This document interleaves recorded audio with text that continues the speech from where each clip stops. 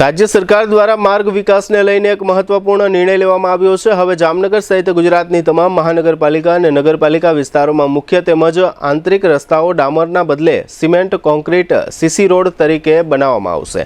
मुख्यमंत्री भूपेन्द्रभाई पटेलनी अध्यक्षतामां योजायेली उच्च स्तरीय बैठकमां आ महत्वपूर्ण निर्णय लेवामां आव्यो हतो। राज्य सरकारना निर्णय पाछळनुं मुख्य कारण दर वर्षे चोमासा दरमियान डामરના रस्ताओ पर पड़ता खाडा અને સતત થતું નુકસાન છે।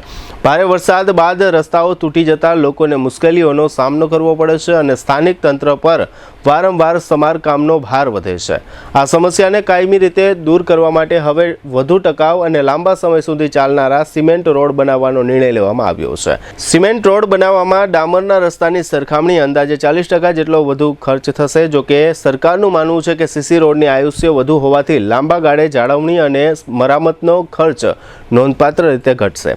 વારંવાર રિપેરિંગની જરૂરિયાત ઓછી રહેશે અને વર્ષો સુધી રસ્તાઓ મજબૂત સ્થિતિમાં રહેશે। રાજ્ય સરકારના આ નિર્ણયનો સીધો લાભ જામનગર શહેરને પણ મળશે। હવે શહેરના મુખ્ય માર્ગો ઉપરાંત આંતરિક વિસ્તારોમાં પણ નવા રસ્તાઓ સિમેન્ટ કોન્ક્રીટથી બનાવવાની દિશામાં કામગીરી હાથ ધરાશે।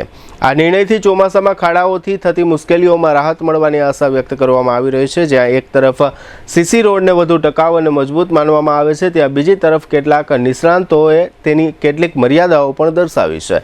નિષ્ણાંતોના મતે સિમેન્ટના રસ્તાઓ પર વાહનો દોડવાથી અવાજનું પ્રદૂષણ વધી શકે છે। ઉપરાંત આવા રસ્તાઓમાંથી વરસાદી પાણી જમીનમાં સરળતાથી ઉતરી શકતું નથી, જેના કારણે ભૂગર્ભ જળના કુદરતી રિચાર્જ પર અસર પડી શકે છે। पर्यावरण અને જળ સંચયના દૃષ્ટિકોણથી પણ આ મુદ્દાઓ પર પણ યોગ્ય આયોજન જરૂરી હોવાનું નિષ્ણાંતોનું માનવું છે। રાજ્ય સરકારનો આ નિર્ણય ગુજરાતના શહેરી માર્ગ વિકાસમાં મહત્વપૂર્ણ પરિવર્તન તરીકે જોવામાં આવી રહ્યો છે। એક તરફ લાંબા સમય સુધી ટકી રહેતા અને ઓછી જાળવણી માંગતા રસ્તાઓનું નિર્માણ થશે, તો બીજી તરફ પર્યાવરણ અને વરસાદી પાણીના સંચાલન જેવા મુદ્દાઓને ધ્યાનમાં રાખીને યોગ્ય આયોજન કરવું પણ એટલું જ જરૂરી બનશે।